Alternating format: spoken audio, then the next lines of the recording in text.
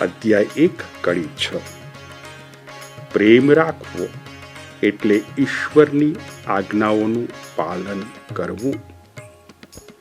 તમે શરૂઆતથી સાંભળ્યું છે તે મુજબ આજ્ઞા એ છે કે તમે પ્રેમને માર્ગે ચાલો. એટલે પહેલી શિખામણ, પહેલો મુદ્દો પ્રેમ.